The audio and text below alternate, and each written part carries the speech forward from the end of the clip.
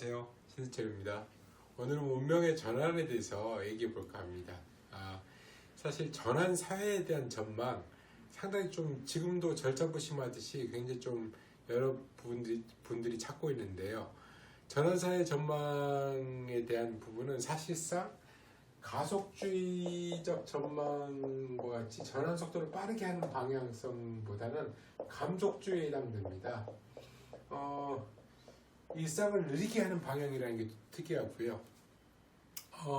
사실 문명의 여러 가지 어떤 모습이 있는데요. 그 중에서 이런 생각을 해볼 수 있습니다. 지금 비행기입니다. 비행기가 떨어지고 있어요. 기내 방송이 나옵니다. 지금 비행기가 떨어지고 5분 내로 추락합니다. 여러분 행운을 빕니다. 이런 기내 방송이 나왔다고 해봅시다. 여러분 어떻게 하시겠습니까? 어떤 사람은 기내 난동을 피우겠죠. 어떤 사람은 기도를 할 겁니다. 사실 지금 티핑 포인트까지 10년 남았던 지금 기후위기 상황은 사실상 비행기가 떨어질 것이 예고된 상황이고요.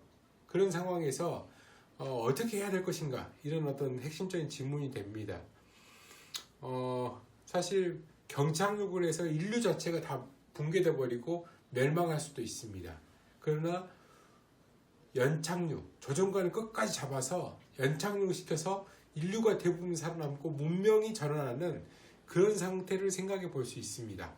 그런 점에서의 문명의 전환, 성장주의랄지 이런 어떤 다양한 통속적인 문명은 사라지겠지만 새로운 문명이 탄생하는 그런 전환사에 대한 전망을 해볼 수 있습니다. 일단 여러 가지 문명에 대한 형태 중에서 지금 저희가 탄소 중독적 문명이라고 할 수 있는 텔레비전, 육식, 자동차, 아파트, 일회용품, 냉난방기로서 구성된 탄소 중독적 문명에 지금 저희 일상을 장악되고 있는 상황이고요. 일상이 장악되고 있는 상황이고, 사실 하나하나 짚어보죠. 먼저 식료품에 대해서 살펴보죠. 식료품. 관행 농업에 의해서 만들어진 식료품은 유기농업에 비해서 3배의 에너지를 요구합니다. 우리가 2,700칼로리를 하루에 섭취하잖아요. 한 끼에 섭취하잖아요. 근데 곱하기 3이 되는 겁니다. 근데 한 끼의 육식을 먹는 상황은 9끼를 먹는 상황이 되고요.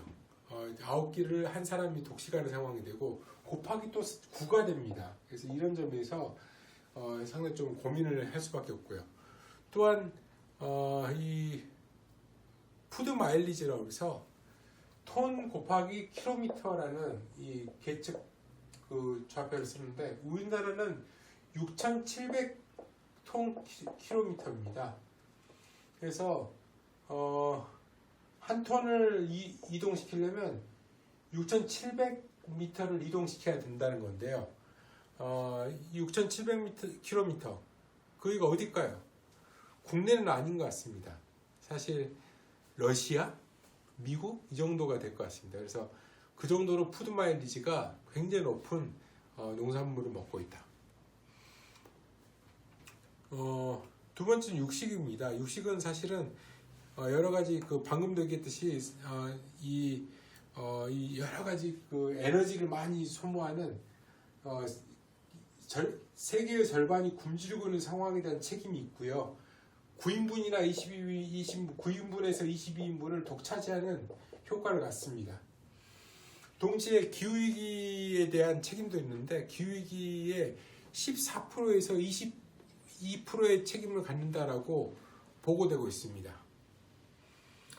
사실 육식으로 먹고 있는 소의 방구와 트림이 메탄가스를 방출하고요. 메탄가스는 이산화탄소의 25배에 달하는 독한 온실가스입니다.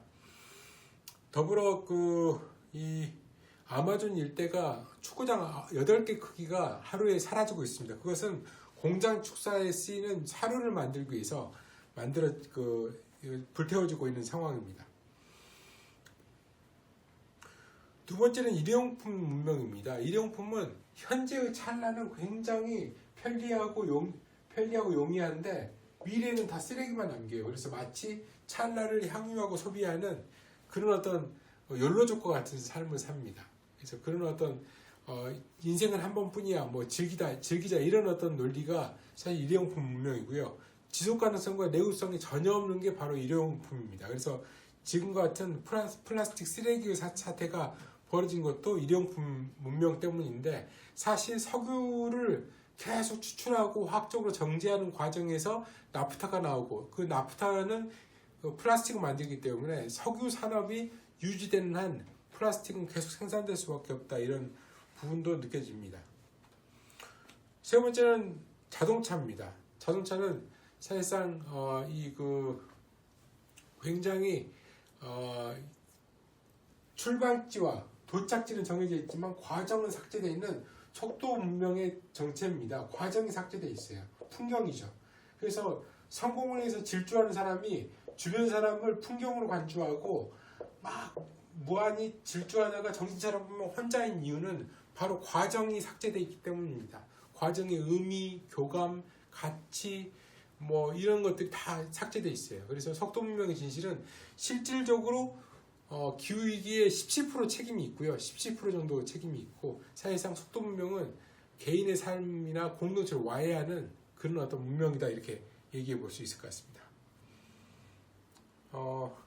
세 번째는 텔레비전입니다. 텔레비전은 개인이 보든 집단이 보든 그 외롭기는 마찬가지입니다. 왜냐하면 개인적 매체이기 때문에 외로운 개인으로서 소비를 권유받고 왕이다라고 추앙받는 그런 어떤 삶을 살아갑니다. 텔레비전 문명 같은 경우에는 탄소 무의식을 발생시키고요. 다양한 주입식 교육을 통해서 계속 탄소를 소비해라 계속 기호가 반복되면 소비로 향하겠죠. 그런 점에서 텔레비전 문명에 이 기후위기 책임도 따른다, 이렇게 얘기할 수 있을 것 같습니다. 또한 아파트 문명도 얘기해 볼 수 있을 것 같습니다. 아파트 문명은 프라이버시를 중시하지만 개인주의, 소비주의, 이기주의의 원천이 됩니다. 그래서 냉난방기를 아파트에서 쓰다 보면 우주선 유형의 삶, 개인으로 고립되고 개인의 이익을 지키기 위해서 자기가 개인 책임을 가져야 된다는 그런 컨셉의 삶에 익숙해지게 됩니다. 그런 어떤 해법으로서는 공동체가 있을 것 같고요. 이런 어떤 문명들이, 자동차 문명은 자전거와 대중교통으로, 육식은 채식과 동물복지 축산으로, 아파트는 마을로, TV는 어떤 대한 매체로, 일회용품은 일회용품 문명은 내구성을 갖고 있는 그런 그 적정 기술을 사용한 물품으로, 냉난방기는 또 이런 그 냉난방기 사용은 적정 기술을 이용한 어떤 방법으로 이렇게 전환을 꿈꾸는 것들이 사실 곳곳에서 목격이 됩니다.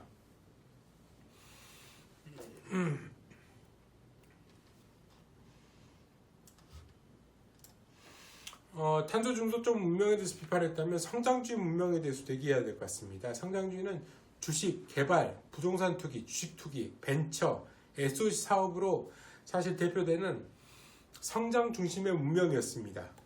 그러나 지금은 성장 자체가 아니라 지속 가능성이 굉장히 중요해졌죠. 성장을 앞서 말했듯이 굉장히 그 무한한 자연 이용과 무한한 개발 가능성을 얘기하고 있는데, 사실 현재 있어서 개발 이득이 생태 복원 비용보다 적은 상황입니다. 그래서 이 생태 복원을 하려면 더 많은 돈이 필요하기 때문에 개발 이득을 누릴 수가 없고요.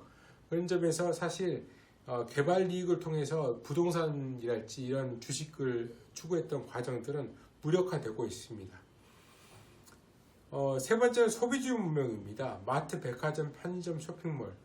사실 소비주의 문명 같은 경우는 사실상 소비에 대해서 이 여러 가지 어떤 그 공동체 내부에서의 소비가 아니라 공동체 밖으로 이 자원을 유출시키기 때문에 소비는 많이 이루어지지만 공동체는 가난해지는 상황이 됩니다. 골목상권, 사회적 경제 등이 가난해지는 상황이 되죠. 그래서 소비주는 사실 자원과 부를 대기업이랄지 이 유통 그 플랫폼에다가 다 바치는 상황입니다. 현재에 있어서 소비 문명은 배달이랄지 택배의 형태로 나타납니다. 플랫폼 자본주의다 또 얘기되죠. 플랫폼 자본주의는 플랫폼에서 자기가 웃고 떠들고 즐기고 하다 보면 그 부는 다 플랫폼만 이득이 되는 그런 상황으로 나타납니다. 배달 노동자의 상황들, 택배 노동자의 상황들이 사실 플랫폼 자본주의 현 주소입니다. 네 번째는 외부가 소멸된 문명입니다. 우주개발, 젠트리피케이션, 대기업 골목 상권 진출, 집단지성에 대한 정치, 분리차별 등이 갑질 등이 문제가 됩니다. 즉 수출을 할 수 있는 외부가 소멸되다 보니까 자본은 내부의 공동체에 대해서 관심을 갖게 됐고요. 내부의 질적 착취를 위해서 이 코드의 잉여가치라고 해서 내부의 공동체를 질적으로 착취하는 방법을 연구를 합니다. 그걸 통해서 마치 외부가 없는데도 우주 개발할 수 있는 것처럼 얘기하고 이 그 마을 만들기나 문화예술이 융성하면 임대료만 높아지는 젠트리피케이션, 그 대기업의 골목 상권에 대기업이 진출해서 그 골목 상권의 상권을 장악하는 그런 상황들, 그리고 집단지성을 무단 점치하는 과정들, 그리고 어떤 제3세계에 대한 분리차별, 그리고 갑질, 권력의 잉여가치라고 해서 갑질의 상황까지 벌어집니다. 이상으로 그 문명의 상황에 대해서 얘기했는데요. 문명의 전환의 상은 무엇이냐? 그것이 관건인데요. 가다리는 이 문명의 상황을 통합된 세계 자본주의라고 얘기합니다. 통합된 세계 자본주의는 뭘 의미하냐면 달콤한 졸음이 오는 TV 앞에서의 그 삶과 같이 문명 내부는 굉장히 안락하고 평화롭다는 거예요.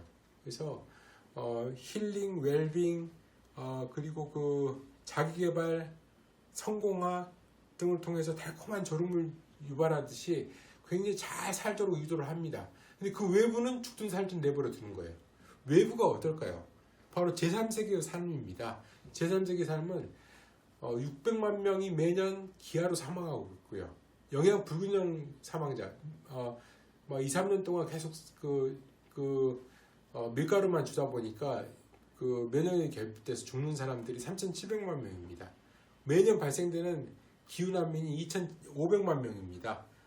이런 어떤 상황들, 외부는 죽든 살든 내버려 두는 것이다. 이런 어떤 것을 통합된 세계자본주의, 현재 문명의 특징으로 얘기합니다. 결국 문명의 전환은 이런 문명의 특징, 내부는 잘 살게 하면서 외부는 배제하고 분리시켜버리는 그런 상황이 아니라 연대와 환대, 그리고 책임의식을 가지고 지속가능성을 만들어내는 그런 문명으로서의 전환을 의미합니다. 즉 채식 문명이 될 수 있고요. 또 마을 문명이 될 수 있고 또 자전거 문명이 될 수 있습니다. 그런 문명의 실험들이 전환마을이라는 프로그램으로 또 전 세계적으로 또 그 새롭게 등장하고 있습니다. 그래서 전환마을 프로그램들 이런 것도 전환사의 하나의 마중물이 되지 않을까 이런 생각이 듭니다. 이제까지 그 문명의 전환에 대해서 얘기했는데요.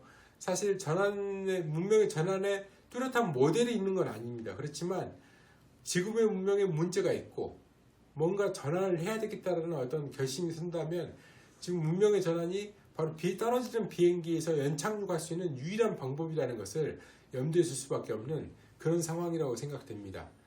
이상 신승철이었습니다. 감사합니다.